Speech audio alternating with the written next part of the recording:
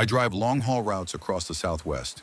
It's a lonely job, especially late at night, when the desert stretches out black and endless around you. Last fall, I had a delivery from Flagstaff to Gallup, and I was cutting across a desolate two-lane road near the New Mexico border. No lights, no towns, nothing but sand, sagebrush, and a night sky so clear you could see the Milky Way bleeding across it. It was around 2 a.m. when I saw a figure walking on the shoulder. Now I've been warned before. Don't pick up hitchhikers in Navajo country. People say weird things happen out here. Skinwalkers, they whisper. Witches. Evil spirits that wear the skin of people and animals. But this guy looked rough. Real rough. Thin. Barefoot. No jacket. He held his thumb out and didn't even look up as I slowed down. Just kept staring at the road like he didn't care whether I stopped or not. Against every bit of instinct I had, I pulled over. He climbed into the cab without a word. His skin looked like old leather, his eyes sunken, glassy. He smelled like damp soil and something else I couldn't place, like rot and iron. "You okay, man?" I asked. He didn't respond, just stared ahead. I started driving again. After a mile, he finally said, "You're going the wrong way." That caught me off guard. "What? You shouldn't be here. Turn back." I laughed nervously. "Well, I got a delivery to make. Just trying to stay awake. You live around here?" He didn't answer. We drove in silence for a while. I kept stealing glances at him. The way he sat didn't look right. His shoulders were too high, neck too long. He kept twitching like he had an itch he couldn't scratch. And I swear to God, I thought I saw his mouth move. But he wasn't talking. I checked the mirror. Nothing behind us for miles. Then he said, "You smell it yet?" My throat went dry. "Smell what?" "Death. It's been following me." The hair on my arm stood straight up. I told myself he was just mentally ill or high, trying to scare me. But I couldn't shake the way he said it. Too calm, too sure. That's when I noticed something in the distance. A shape in the middle of the road. I slowed down. As we got closer, I saw it was a deer. Or what used to be a deer. Its body was twisted in a way that didn't make sense. Legs bent the wrong direction. The head looked like it had been peeled. Eyes wide open, still wet, like it died seconds ago. Except there was no blood. Then the hitchhiker said, "It's getting closer." I swerved around the corpse and hit the gas. My hands were shaking. I didn't want to look at him, but I felt his eyes on me now, watching me like prey. "You should have kept driving," he said. I finally snapped. "Who the hell are you?"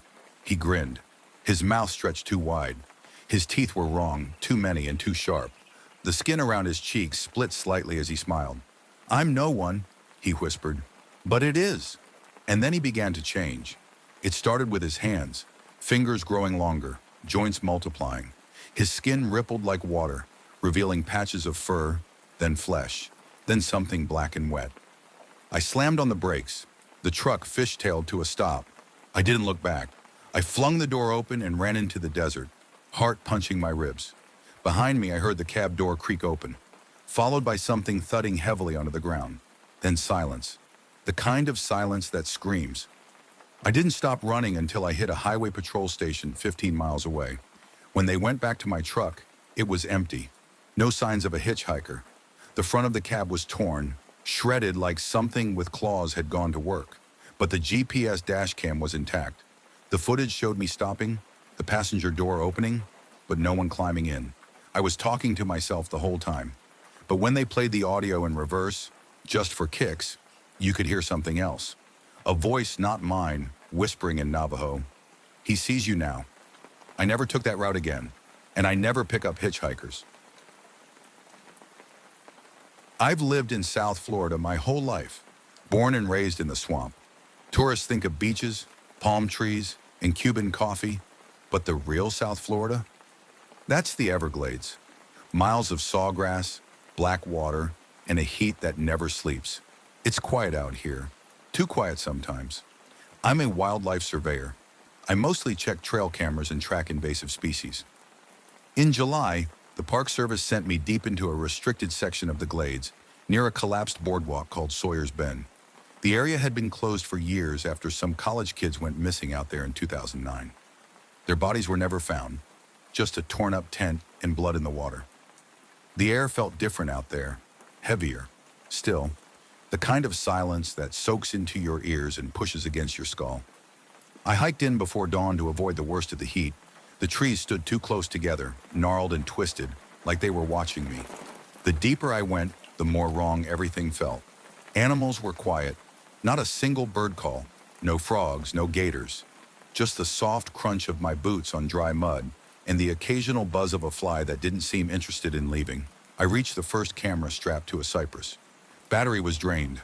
Odd since I'd replaced it 2 weeks ago. I popped out the SD card and moved to the second cam. That one was ripped clean off the tree.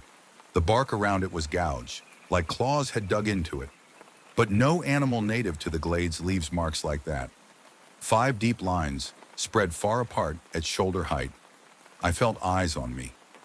You ever feel like something's watching, but you can't tell where it's coming from? That's what it felt like. I kept turning around, scanning the brush. Nothing. Then I saw the third camera, about 200 feet ahead, hanging by its strap from a tree limb. Way higher than I mounted it, 10 feet off the ground at least. As I got closer, I noticed something dangling from it. Fabric, bright red. I thought it might be trash, until I recognized the design. A faded Florida State University logo. A bandana, exactly like the one of those missing students was wearing in the news footage years ago. I backed up. Something snapped behind me. I turned and saw nothing, but the trees looked wrong. Their shadows were too long for that time of day, and one of them was moving, not swaying, moving, slowly, toward me. I started walking fast but didn't run. I didn't want to make noise. I knew whatever was out there would hear it, but every time I glanced back, the shadows were closer, more crooked, like they were crawling over each other to get to me. Then came the whistle, soft, low, like someone mimicking a cardinal. It repeated 3 notes, then silence. Another whistle answered from the other side of the trail. I was being flanked. I broke into a run. The ground turned soft and wet, sucking at my boots. Something growled behind me. Not an alligator, not a panther, something taller. I didn't look. I just ran until I reached the airboat and threw myself onto it, gunning the engine so fast I almost flipped it. I didn't stop until I hit the ranger station, pale, soaked in sweat, panting. The rangers told me I must have spooked a hog, or maybe heat stroke was playing tricks on me. But when they reviewed the SD card from the first camera, their faces changed. They wouldn't let me see it, but I heard one ranger say, "That's not a damn bear." I quit 2 days later, but last week I got an envelope in the mail. No return address. Inside was a single printed photo, a frame from the camera footage, grainy, black and white. It showed me standing at the second camera, staring at the tree, and just behind me, barely visible in the brush, was something tall, bent backward, with skin like wet leather, and its mouth was open wide behind my head. I didn't hear it then, but now I hear the whistle, every night. Out in Odessa, the land's flatter than a dead man's heartbeat. Endless stretches of dirt and dry scrub, oil rigs pumping like skeleton arms breaking through the crust of the earth. It's ugly country to most, but it's home. Quiet, predictable, until it wasn't. Back in '96, my Uncle Jeb ran a small drilling operation outside of town. 30 minutes into the flats, past the rusted-out windmills and fences that don't keep anything out. He was a no-nonsense kind of guy, ex-military, didn't believe in ghosts, cryptids, or UFOs. But that changed after the night his crew went missing. It was August, hot enough to fry a lizard on your hood. Uncle Jeb's team had just started working a new patch of land they leased from a rancher who didn't even want to talk to them. Said the land weren't right. Jeb laughed in his face and signed the lease.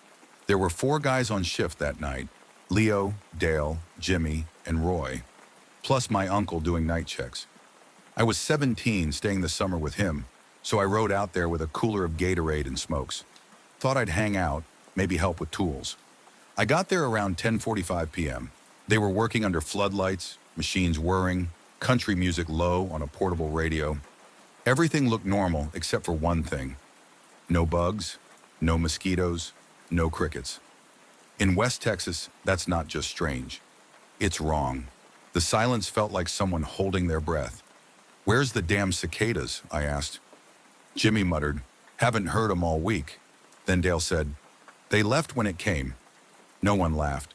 Jeb told them to quit screwing around, but I could tell something was off. The guys were twitchy, glancing over their shoulders like they expected something to lurch out of the dark. I chalked it up to long hours and too much caffeine, but around midnight, the pump shut off. No warning, no noise, just dead silence. Uncle Jeb cursed, grabbed his flashlight, and headed to the control box near the edge of the worksite. I followed. That's when we smelled it, like something had died. No, was dying. Wet, sick rot with a hint of metal. I gagged and covered my mouth. Jeb just squinted into the dark. I don't see a damn. He stopped.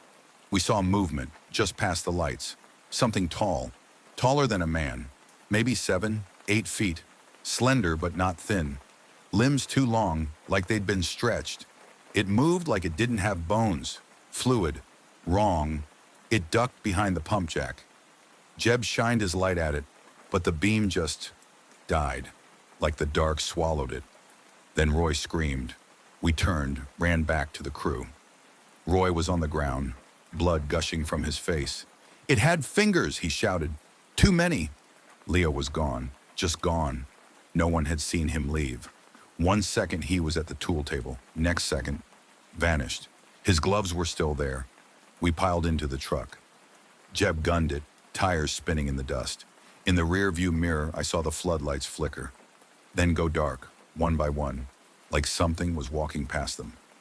The last light stayed on for a second longer, and in that final second, we saw it. It stood under the beam, tall, gray, twitching, head cocked like it was listening. Its face looked like it had been sewn on crooked, a human face but pulled tight over something that wasn't human.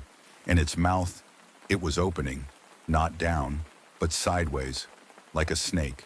No teeth, just black, endless. We didn't stop driving until we hit the first gas station on Highway 385. Jeb called the sheriff, then the oil company. When they went back the next morning, all that was left was an empty drill site. The pump jack was ripped in half, equipment scattered, torn, no blood, no bodies, no Leo.